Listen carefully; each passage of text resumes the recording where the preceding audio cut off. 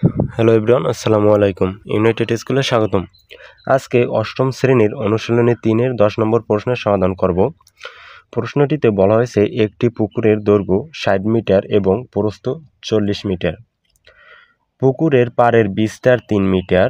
আপনার এখানে যে পুকুরের দৈর্ঘ্য এবং প্রস্থ আছে এটি বাদে এর সাথে আরও 3 মিটার করে পাড় আছে। এখন পাড়ের ক্ষেত্রফল নির্ণয় করতে বলা হয়েছে। পাড়ের ক্ষেত্রফল কিভাবে নির্ণয় করব আগে চিত্রটার মাধ্যমে দেখাই। এখানে আমাদের যদি বলি এটি হচ্ছে পুকুর, এই পুকুরের আপনার দৈর্ঘ্য হচ্ছে 60 মিটার। এদিকে যে দৈর্ঘ্য আছে এই থেকে এই পর্যন্ত 60 মিটার, এখান থেকে এখানে 60 মিটার, আর এই প্রস্থ বলা হয়েছে 40, এখান থেকে এখানে 40 মিটার, এখানেও 40, এখানেও 40। এখন এর সাথে আরও বাহির দিয়ে পুকুর পাড়ের বিস্তার 3 মিটার, মানে বাহির দিয়ে এখান থেকে আরও 3 মিটার নিয়ে চারো পাশ থেকে 3 মিটার বাড়তি করে একটি রাস্তা আছে। এখানেও 3 মিটার, এখানেও 3, এখানেও 3, এখানেও 3 মিটার করে রাস্তা রয়েছে। এখন পাড়ের ক্ষেত্রফল নির্ণয় করতে বলা হয়েছে। এখন কিভাবে পাড়ের ক্ষেত্রফল নির্ণয় করব আপনি বুঝেন, আপনি কিভাবে অঙ্কটা শুরু করবেন বা কোন লাইনটি আমাদের লিখতে হবে। আগে আমাদের এই জিনিসগুলো বের করতে হবে, নয়তো তো আমরা যে ভিডিও দেখে একের পর আরেকের ভিডিও দেখবো আর ওইভাবে খাতায় তুলবো, তাতে কোনো কাজ হবে না। দেখেন, যদি আমরা পাড়ের ক্ষেত্রফল নির্ণয় করতে যাই, স্বাভাবিকভাবে চিন্তা করেন যে আমাদের কি প্রয়োজন হবে। আমাদের এই সম্পূর্ণ যদি এতটুকুর ক্ষেত্রফল বের করতে চাই, তাহলে আমাদের এই যে ভিতরে যে ক্ষেত্রফল, ভিতরে যতটুকু জায়গা আছে এটির ক্ষেত্রফল দরকার, এবং আরেকটি ক্ষেত্রফল হবে এই যে সম্পূর্ণ 3 মিটার রাস্তা নিয়ে যদি এই ক্ষেত্রফলটি বের করি, তাহলে এই সম্পূর্ণ থেকে যদি ভিতরের এতটুকু বাদ দিয়ে দিই, তাহলে কিন্তু আমাদের এতটুকুর ক্ষেত্রফল থেকে যায়। এই থটটা আগে বের করতে হবে, তারপরেই আপনি অঙ্ক করেন। যদি আমাদের কি প্রয়োজন হবে, তাহলে ক্ষেত্রফল নির্ণয় করতে হবে কিসের ক্ষেত্রফল? ভিতরের ক্ষেত্রফল। আর একটা হবে এই সম্পূর্ণটুর ক্ষেত্রফল। চলেন শুরু করি।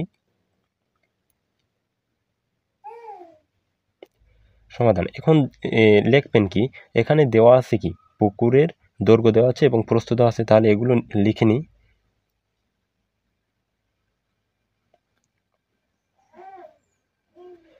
দেওয়া আছে পুকুরের দৈর্ঘ্য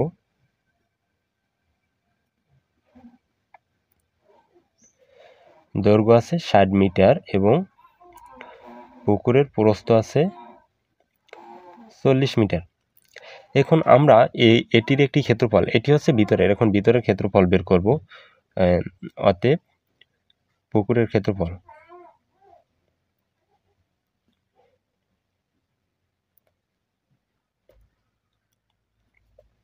ক্ষেত্রফলের সূত্র কি আমরা জানি, দৈর্ঘ্য গুণ প্রস্থ।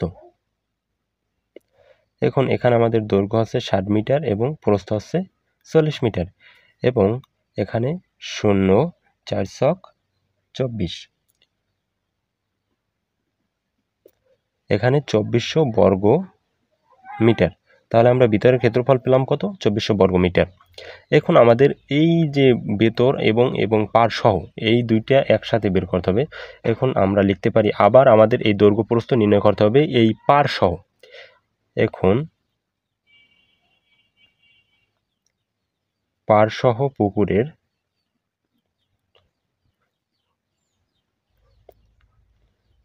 দৈর্ঘ্য হবে কত? আপনার দৈর্ঘ্য আছে কত? 60 মিটার, এবং পার যখন সহ, তাহলে কি যোগ করতে হবে, এবং পার কয়টা? এখানেও 3 মিটার, এখানেও 3 মিটার, তাহলে এই দিকে দৈর্ঘ্য কয়টা আছে? 2টা। এর জন্য আমরা এখানে 2টা 3, মানে এখানেও 3 মিটার, এখানেও 3 মিটার, হয়তো 2টা 3 এখানে যোগ করব, অথবা আপনি একটা 3 লিখে, যেমন 2টা পার, এই কারণে আপনি 2 গুণ দিয়ে দিতে পারেন মিটার। এখন এটা সমান সমান আমরা কত পাবো? এখানে 60, এখানে 3 দুগুণে 6, 60 যোগ 6 সমান সমান 66 মিটার। এবং এই পার সহ পুকুরের প্রস্থ বের করতে হবে। এখন প্রস্থ আমাদের কত? 40। প্রস্থের ক্ষেত্র সেম একইভাবে, এখানেও 3 মিটার, এখানেও 3 মিটার, 2 বার হবে। এখানে 3 গুণ 2, 2 বলতে 2টা পার বোঝানো হয়েছে। মিটার সমান সমান 40 যোগ 6, 46 মিটার। এখন আমরা যে পার সহ যে দৈর্ঘ্য এবং প্রস্থ পেয়েছি, এখন এটির আবার একটি ক্ষেত্রফল বের করতে হবে পার সহ। এখানে লিখতে হবে অতএব পাড়সহ পুকুরের ক্ষেত্রফল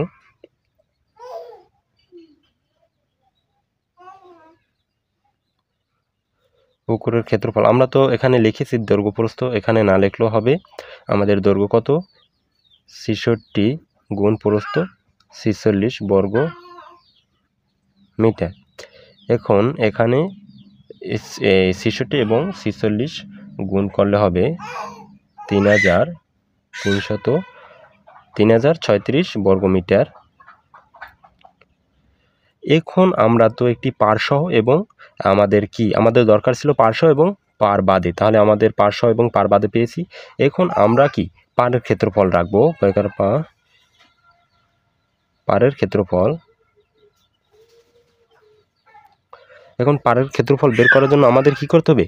আমাদের যে সম্পূর্ণ ক্ষেত্রফল আছে, এই যে 3036, এই সম্পূর্ণ থেকে যদি আমরা ভিতরের এইটুকু বাদ দিয়ে দিই, ভিতরের এইটুকু, এই যে ভিতরে কতটুকু ছিল 2400, 2400, এইটুকু বাদ দিলেই তো আমাদের পাড়ের ক্ষেত্রফলটি থেকে যায়। বিয়োগ করলে থাকবে 6,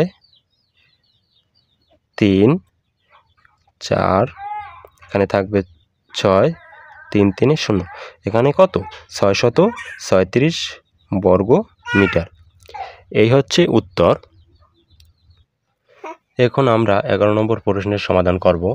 11 নম্বর প্রশ্নে বলা হয়েছে আয়তাকার একটি ক্ষেত্রের ক্ষেত্রফল 10 একর এবং তার দৈর্ঘ্য প্রস্থের 4 গুণ। প্রস্থ যেটি হবে তার 4 গুণ হবে, দৈর্ঘ্য হবে তার 4 গুণ। ক্ষেত্রফলটির দৈর্ঘ্য কত মিটার? এখন দৈর্ঘ্য নির্ণয় করতে বলা হয়েছে। এখন আমরা যদি এটির দৈর্ঘ্য নির্ণয় করতে যাই, আমাদের প্রয়োজন হবে কি? ক্ষেত্রফল। আর ক্ষেত্রফলের ক্ষেত্রে আমাদের এখানে যে 10 একর আছে, এটিকে ক্ষেত্রফল বলতে আমাদের বর্গ মিটারে প্রকাশ করতে হবে। তাহলে এখানে যখন একর আছে, এটিকে আমাদের প্রথমে কাজ করতে হবে বর্গ মিটার প্রকাশ করতে হবে। তারপরে আমরা এখানে দৈর্ঘ্য ধরব, প্রস্থ ধরব, তারপরে সেটির ক্ষেত্রফল বের করব। তারপরে এটিকে প্রশ্নমতে দিয়ে অঙ্কটি সমাধান করে ফেলব। চলেন আমরা প্রথমে সমাধান করি। এখন প্রথমে আমাদের লিখতে হবে, আমরা জানি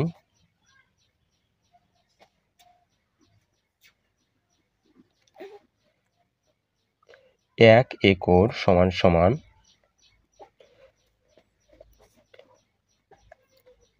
4046.86 বর্গ মিটার। তাহলে অতএব আমাদের এখানে প্রশ্নে কত একর আছে? 10 একর। তাহলে 10 একর সমান সমান হবে 4046.86 গুণন 10 বর্গ মিটার। এটিকে যদি আমরা গুণন করি তাহলে আমাদের আসবে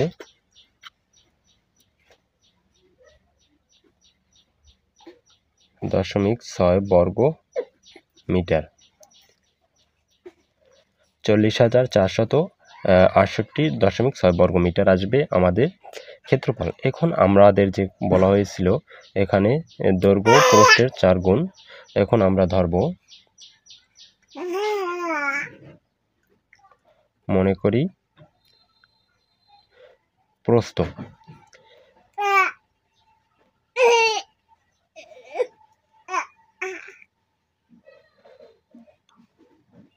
ক মিটার। তাহলে আমাদের দৈর্ঘ্য আসবে কত? প্রস্থের 4 গুণ। তাহলে প্রস্থ আছে কি? ক এর 4 গুণ মিটার। এখন আমাদের যে দৈর্ঘ্য প্রস্থ আছে এটির একটি ক্ষেত্রফল বের করব। অতএব ক্ষেত্রফল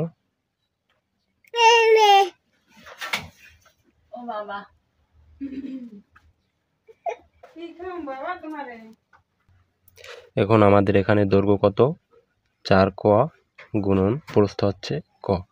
এটিকে গুণন করলে 4 ক স্কয়ার বর্গ মিটার। এখন আমাদের যে এই ক্ষেত্রফলটি আছে, এই ক্ষেত্রফলটি সমান সমানিত এই ক্ষেত্রফল। তাহলে আমরা প্রশ্ন মতে লিখতে পারি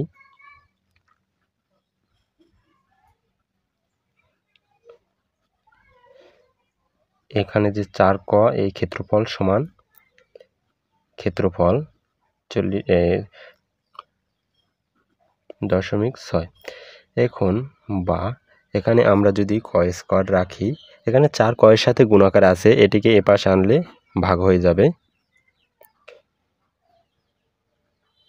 এটিকে যদি আমরা 4 দ্বারা ভাগ করি তাহলে ক স্কোয়ার সমান সমান আসবে আমাদের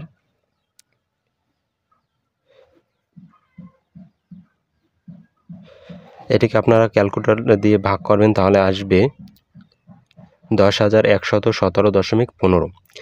এখন বা যদি সমান সমানের বাম পাশে স্কোয়ার থাকে সেটিকে যদি আমরা ডান পাশে আনি তাহলে রুট হয়ে যাবে। এখন এখানে আছে কত 10,117.15। এটিকে যদি রুট করি তাহলে অতএব ক সমান সমান আপনারা ক্যালকুলেটর দিয়ে করবেন, রুট করলে আমাদের এখানে আসবে 158 মিটার। তাহলে অতএব আমরা এখানে প্রস্থ ধরেছিলাম কি ক, তাহলে অতএব আমাদের প্রস্থ ক সমান সমান পেয়েছি কত 100.58 মিটার। আর এখানে যখন আপনারা এখানে যে রুট করা হয়েছিল বর্গ মিটারকে রুট করার পরে বা ভাগ করলে মিটার হয়ে যায়। এখন অতএব দৈর্ঘ্য আমাদের ছিল কত, আমাদের দৈর্ঘ্য ছিল 4 ক। এখন এটি সমান সমান এই 4 গুণ ক সমান সমান ছিল 100.58, এটি সমান সমান আসবে গুণ করলে 402.36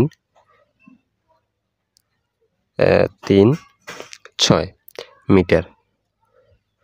এটি এখন আমাদের প্রশ্নে বলা হয়েছিল যে ক্ষেত্রটির দৈর্ঘ্য কত, তাহলে ক্ষেত্রটির দৈর্ঘ্য কত 402.336 মিটার।